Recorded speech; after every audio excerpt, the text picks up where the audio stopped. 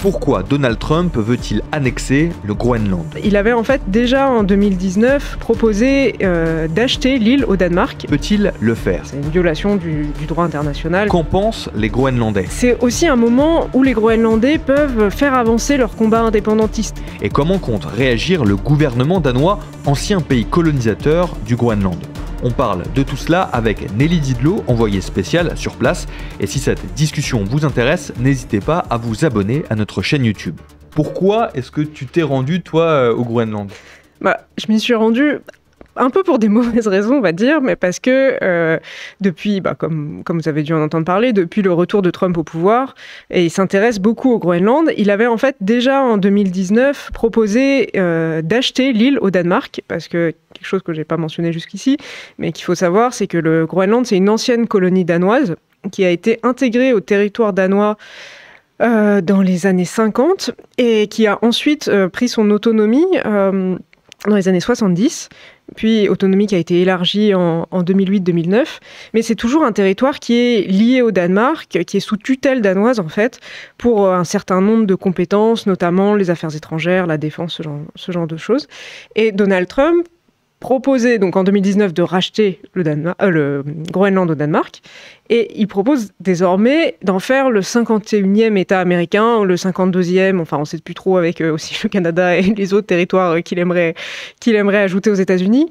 Mais on a une proposition qui est beaucoup plus inquiétante cette fois, parce que c'est pas seulement un achat qui avait un peu fait rire en 2019, mais vraiment ce qui se dessine comme une possible annexion, et que Trump lui-même a pas forcément formulé comme une annexion, mais il a laissé dire en tout cas. Et ça, c'est un contexte qui forcément inquiète, préoccupe au Groenland, et a beaucoup intéressé, pas seulement nous, mais les médias internationaux. Il y a eu une forte attention médiatique sur le Groenland au début de l'année, quand le fils de Trump y est allé en visite, puis en mars, quand Trump a répété à nombreuses reprises ses menaces d'annexion, on va dire, et aussi que s'y déroulaient des élections législatives, donc en gros pour élire le Parlement local qui prendre des décisions sur tous les domaines où le Groenland est compétent, comme la santé ou l'éducation. Et dans le droit international, c'est quelque chose d'envisageable, ça, de soit acheter une île comme le prétendait Donald Trump en 2019, ou d'annexer un territoire? Alors, acheter, je ne sais pas exactement, j'en doute, mais en tout cas, annexer un territoire, non, clairement pas. C'est une violation du droit international, mais bon, on s'est bien rendu compte que ce n'est pas forcément un concept qui était très, très important pour la nouvelle administration américaine. Mais non, ce serait une violation aussi d'un principe important de l'OTAN, je pense, puisque le Danemark est membre de l'OTAN. Et comme les États-Unis, donc c'est des pays qui sont censés être alliés militairement, et quand on parle d'annexion, on imagine forcément une intervention militaire, même si elle ne serait pas forcément de grande ampleur, puisque le Danemark a très peu de forces militaires présentes au Groenland. C'est un des enjeux du problème d'ailleurs. Mais non, ce serait clairement contraire au droit international. Et le gouvernement danois, par exemple, comment il a réagi, lui, en entendant ces déclarations de Donald Trump? Ce que pas mal de gens au Groenland m'ont dit, c'est que les Danois sont peut-être presque plus inquiets encore que les Groenlandais, parce que pour eux, ce serait la perte d'un territoire qu'ils considèrent quand même plus forcément exactement être le leur, mais qui est quand même très lié au royaume, et qui lui offre en gros une porte sur l'Arctique, qui est une région qui intéresse de plus en plus aujourd'hui, parce que, comme on l'a brièvement mentionné, avec le réchauffement climatique, la fonte des glaces, ça libère des ressources qui étaient jusque-là enfouies sous la glace, et surtout, ça libère une route commerciale, enfin en tout cas une route de navigation qu'on appelle le passage du Nord-Ouest, et qui pourrait permettre de rejoindre l'Asie beaucoup plus rapidement que ce qui se fait aujourd'hui, qui implique de contourner la côte est américaine, le canal de Panama, et ensuite de traverser tout le Pacifique. Donc ça, c'est un des objets qui peut expliquer l'intérêt de Donald Trump pour le Groenland. Mais sinon, globalement, le Danemark a réagi en étant assez offensé, en expliquant que c'était une menace, et une menace entre alliés qui plus est, qui donc rompait le droit international. Et la première ministre danoise, Mette Frederiksen, a fait une sorte de tournée diplomatique au début de l'année dans les pays européens pour essayer de trouver des alliés, en fait, des gens prêts à soutenir son pays dans cette situation qui est quand même très compliquée. Ouais. Et qu'est-ce qu'en pensent les Groenlandais, eux, sur place, quand ils entendent justement ces déclarations de Donald Trump? Finalement, c'est un peu plus nuancé comme position. Okay. Enfin, déjà, tout le monde n'est pas exactement d'accord, mais on peut dire, je pense que la plupart des gens sont très inquiets. Pas forcément de la peur, mais ils sont préoccupés, disons. Parce qu'ils savent que c'est Trump, il est imprévisible, mais il a le pouvoir sur une armée extrêmement puissante qui a déjà une base au Groenland. Donc, en soi, une annexion, elle est envisageable. Après, est-ce qu'ils y croient ou pas? Ça dépend des gens. Mais disons qu'il y a des gens qui sont particulièrement préoccupés. J'ai rencontré des gens qui ont discuté avec leur famille de savoir comment ils réagiraient si jamais les Américains envahissaient l'île. Est-ce qu'ils resteraient? Est-ce qu'ils parteraient? Il y a eu une grande manifestation, ce qui est pas du tout quelque chose de commun au Groenland, où c'est une société.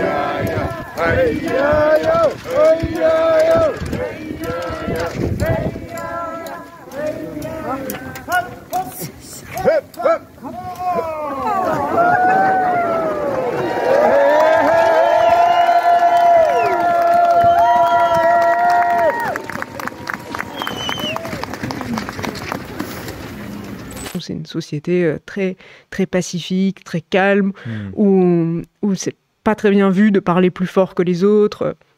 Mais il y a eu une grande manifestation organisée. En plus, je ne sais pas si on l'a mentionné, mais donc on disait que c'était 4 fois plus grand que la France métropolitaine, mais il n'y a que 57 000 habitants. Exactement, il n'y a que 57 000 habitants, donc c'est un territoire qui est très très peu densément peuplé. Et la capitale, Nuuk, c'est 19 000 habitants, donc c'est une toute petite ville, mais en même temps c'est un tiers de la population, donc c'est un lieu qui est très différent du reste du pays. Et c'est là que s'est tenue cette manifestation. Après, il y a d'autres Groenlandais qui sont plutôt proches des partis les plus indépendantistes, enfin le parti le plus indépendantiste qui est Nalerak, et qui estiment qu'il faut aussi voir dans cet intérêt de Donald Trump pour le pays une forme d'opportunité qui est difficile à gérer, qui est potentiellement dangereuse, mais qui en fait déjà attire l'attention du monde sur le Groenland, ce qui est quelque chose qu'ils avaient beaucoup de mal à faire jusque-là. Et on prend conscience aussi des crimes de la colonisation danoise qui sont restés cachés pendant très longtemps. Et on prend conscience que oui, le Groenland a été une colonie et l'est encore par certains aspects. Enfin, c'est plutôt une politique post-coloniale, mais qui en tout cas n'est pas équilibrée. Donc, il y a encore des traces, on en parlera, mais avec des personnes que tu as pu rencontrer, sur des politiques mises en place par le Danemark dans les années même 70, il y a encore des conséquences hyper importantes pour certaines populations. Exactement. Et donc, déjà, pour attirer l'attention sur ces problèmes, c'était à leurs yeux une bonne chose.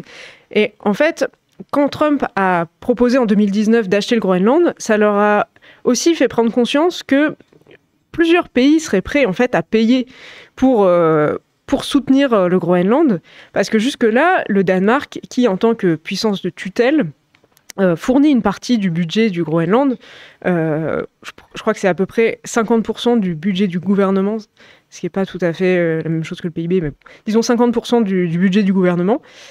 Et le Danemark a toujours présenté ces subventions comme une forme d'aide désintéressée qui coûtait de l'argent au Danemark, mais le Danemark était prêt à le faire pour aider le Groenland à se développer. Enfin, vraiment un discours qui est encore très postcolonial. Et donc, réaliser que d'autres pays pourraient être prêts à faire la même chose, ça a donné aussi aux Groenlandais qui savaient que leur pays avait de la valeur, mais ça leur a permis de prendre conscience qu'ils pouvaient trouver d'autres soutiens. Et même si les États-Unis sont plutôt une menace qu'un soutien, comme les politiciens danois sont très inquiets, comme on l'a dit, par l'intérêt de Trump pour le Groenland, eh ben, c'est aussi un moment où les Groenlandais peuvent faire avancer leur combat indépendantiste, qui est en cours depuis les années 70. Donc le Groenland obtient petit à petit des nouveaux domaines de compétences, mais in fine, il est toujours part du royaume du Danemark, et le Danemark a toujours la main sur la politique monétaire, sur la politique de défense, sur la politique étrangère. Et tout ça, c'est des choses que les Groenlandais indépendantistes, et ils sont très très nombreux, voudraient changer. Après, il y a des débats sur la vitesse de la transition vers l'indépendance, mais ça, c'est un autre sujet. Et puis on aura évidemment aussi l'occasion là d'aborder des aspects même, qui expliquent en tout cas pourquoi est-ce que le territoire groenlandais peut intéresser les États-Unis et d'autres personnes, notamment avec les ressources que contient ce territoire et les sous-sols de ce territoire. Je salue les nouvelles personnes qui nous ont rejoints dans le chat. Je vous vois, n'hésitez pas évidemment à nous poser vos questions. On parle du Groenland, des velléités de Donald Trump d'annexer potentiellement ce territoire. Vous pouvez nous les poser dans le chat et je les relais tout au long de nos discussions à Nelly directement. Moi, j'avais une question aussi par rapport à l'un de tes derniers, à ton premier reportage plutôt au Groenland. C'est que tu expliques dans ce début de reportage quelque chose d'assez étonnant.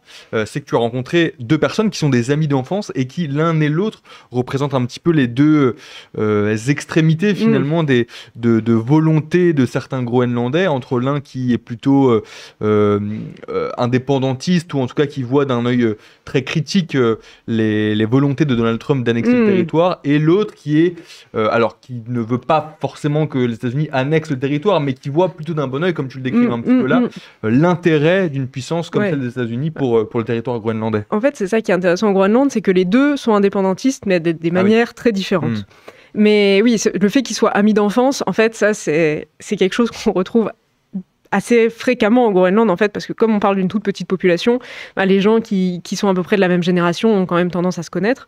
Et donc, oui, l'un représente plutôt la frange la plus inquiète de la population groenlandaise, celle qui s'inquiète le plus des menaces de Trump et qui craint vraiment une annexion, et qui, pour se défendre, a plutôt tendance à penser que c'est pas forcément le bon moment de prendre son indépendance maintenant, et qui serait plutôt prêt à renforcer d'une certaine manière les liens avec le Danemark, pas revenir en arrière, mais rester très proche de Copenhague. Alors que l'autre, qui est vraiment un personnage à part et qui, il faut pas se tromper, il représente pas énormément de monde au Groenland.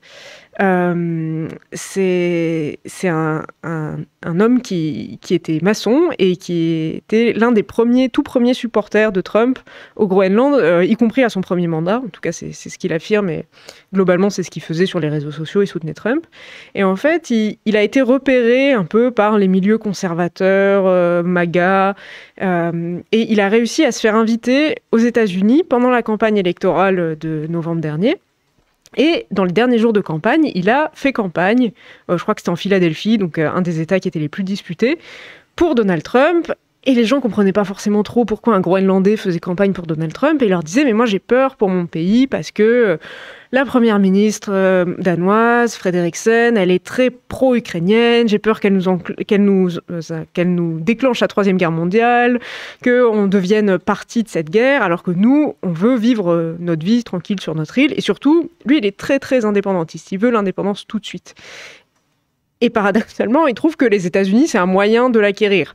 Et il a tendance à beaucoup à dire que les menaces d'annexion de Trump ne sont pas des vraies menaces d'annexion, que c'est un outil de négociation, qui fait ça pour faire avancer les choses.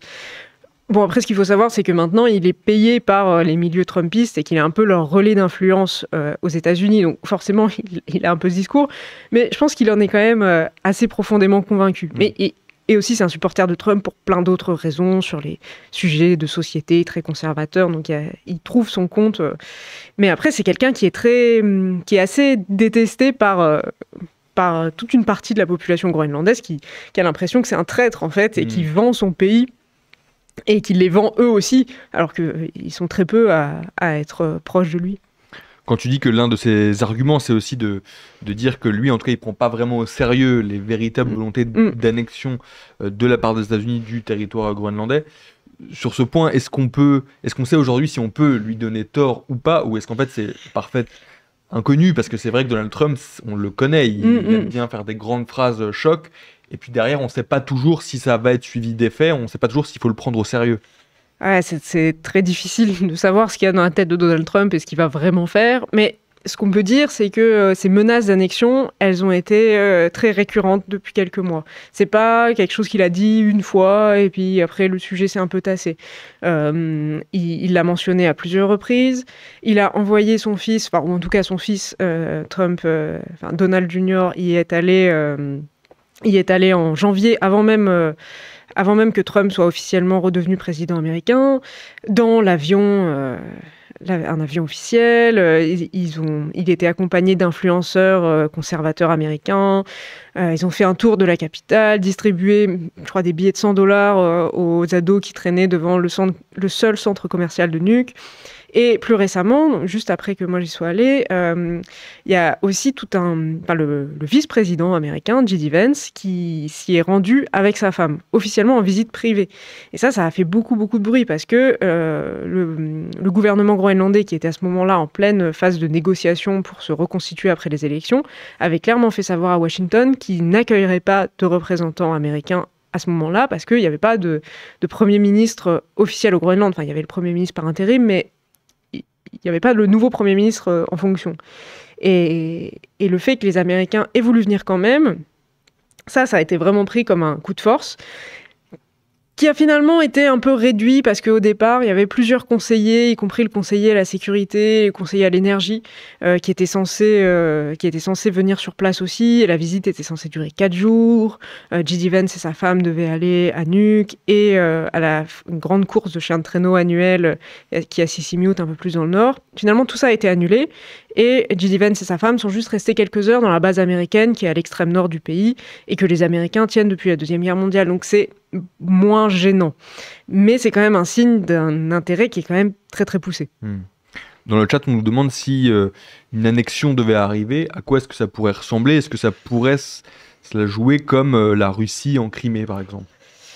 Oui, c'est potentiellement une bonne comparaison, au sens où aujourd'hui, la présence militaire danoise au Groenland, elle est vraiment minime. Je ne sais pas exactement combien il y a d'hommes sur place, mais c'est très peu. Et globalement, il y a 2 ou 3 bateaux de guerre. Je crois que c'était 2 pendant longtemps et maintenant c'est 3. Et le Danemark s'est arrangé pour qu'il y en ait toujours un en position à l'entrée du fjord de Nuuk. 1 ou 2 avions et une dizaine de traîneaux à chiens sur la côte est qui est quasiment inhabitée. Et vraiment, j'exagère pas, c'est des moyens qui sont dérisoires comparés à ceux que l'armée américaine pourrait déployer, d'autant que, en fait, le Groenland a déjà été sous contrôle américain pendant la Seconde Guerre mondiale, quand, en gros, le Danemark s'est effondré sous la pression de l'Allemagne nazie. Donc, les Américains se sont installés sur l'île pour éviter de la voir tomber aux mains de l'Allemagne. Et à cette époque, ils ont construit des bases et surtout des pistes d'atterrissage d'avions et des hélidromes, enfin des pistes d'atterrissage pour hélicoptères, qui existent toujours et qui pourraient être très facilement utilisées dans le cadre d'un déploiement aérien, quoi. Comment réagit le gouvernement groenlandais à cette pression américaine? Tu le disais, il y a eu des élections il n'y a pas si longtemps. Est-ce que déjà là, il y a un nouveau Premier ministre? Il y a un nouveau Premier ministre. Il y a un nouveau Premier ministre qui est du Parti libéral, donc qui est un parti qui, je crois, n'avait jamais eu de Premier ministre avant ça, qui est un parti indépendantiste comme tous les partis au Groenland, mais plutôt modéré. Et ils ont fait une coalition assez large avec les deux autres partis qui formaient la précédente coalition gouvernementale, qui sont plutôt des partis de gauche. C'est un pays qui est assez marqué à gauche, finalement, le Groenland. Donc un parti plutôt écologiste et un autre... c'est assez difficile à définir, mais oui, aussi de gauche, disons, qui s'appelle Simiut. Et par contre, ils ont pas proposé au parti le plus indépendantiste, donc qui s'appelle Nalerak, et qui est celui qui a le plus flirté avec l'intérêt américain, de se joindre à cette coalition. Donc on voit quand même à peu près la posture qu'ils veulent prendre. Donc, et le Premier ministre précédent l'avait répété très souvent. Donc c'est un homme qui s'appelle Mouti Egede et qui est toujours, je crois qu'il est ministre des Finances maintenant. Enfin, il est resté Premier ministre pendant 4 ans. Et lui, il répétait toujours la même chose, c'est-à-dire le Groenland n'est pas à vendre. Nous sommes ouverts au business, mais nous ne sommes pas à vendre. Mais il répétait aussi toujours la même chose. Les Groenlandais ne veulent pas être américains, mais ils ne veulent pas être danois non plus. Ils veulent être groenlandais. Donc finalement, même s'il est moins prêt à prendre des risques avec les Américains que le parti Nalerak, lui aussi a conscience que c'est le moment pour faire avancer des choses, et notamment sur les questions de racisme systémique qui continuent à peser beaucoup sur le Groenland.